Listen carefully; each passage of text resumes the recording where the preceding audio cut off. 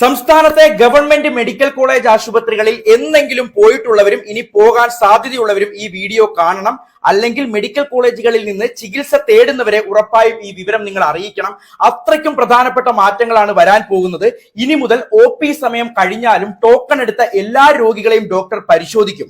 Super സ്പെഷ്യാലിറ്റികളിൽ എത്തുന്ന രോഗികളുടെ admission നടപടികൾ അരമണിക്കൂറിനുള്ളിൽ പൂർത്തിയാക്കണം. ഗുരുതര പരിക്കേറ്റ് വരുന്നവർക്ക് 5 മിനിറ്റിനുള്ളിൽ ചികിത്സ ആരംഭിക്കണം. ഇനി മെഡിക്കൽ കോളേജുകളിൽ എല്ലാ കിടപ്പ് രോഗികൾക്കും വെവ്വേറെ കട്ടിൽ, മെത്ത, തലയണ എന്നിവ ഉണ്ടാവും. രോഗികളെ തറയിൽ കിടത്താനോ വെറുതെ അവരെ അങ്ങോട്ടും ഇങ്ങോട്ടും തട്ടിക്കളിക്കാനോ ഇനി സാധിക്കില്ല. അഡ്മിറ്റ് ചെയ്ത് 2 ദിവസത്തിനുള്ളിൽ എല്ലാ പരിശോധനകളും പൂർത്തിയാക്കണം. OP, ഫാർമസി, ലാബ് തുടങ്ങിയ എല്ലായിടത്തും ഇനി പ്രായമായവർക്കും അംഗപരിമിതർക്കും പ്രത്യേക ക്യൂ ഉണ്ടാവും.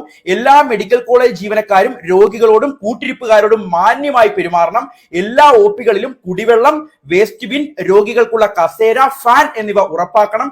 ശുചിമുറികൾ ഓരോ മണിക്കൂറിലും വൃത്തിയാക്കണം. ഫാർമസികളിൽ നിന്ന് ഡോക്ടറെ കാണാതെ തന്നെ 6 മാസം വരെയുള്ള മരുന്നുകൾ നിങ്ങൾക്ക് ലഭിക്കും. ഡിസ്ചാർജ് ചെയ്യുന്നവർക്കും അല്ലാത്തവർക്കും ഫാർമസിയിൽ നിന്ന് 1 മാസത്തേക്കുള്ള മരുന്ന് ഒറ്റത്തവണയായി നൽകണം. ഡിസ്ചാർജ് റിപ്പോർട്ട് വിശദമായി തയ്യാറാക്കണം.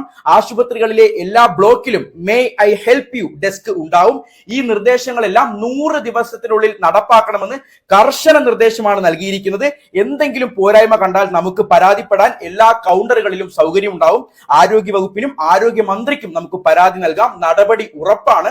നമ്മുടെ മെഡിക്കൽ കോളേജുകളിൽ വരാൻ പോകുന്ന ഈ നല്ല മാറ്റങ്ങൾ എല്ലാവരെയും അറിയിക്കാൻ മറക്കണ്ട. Thank you.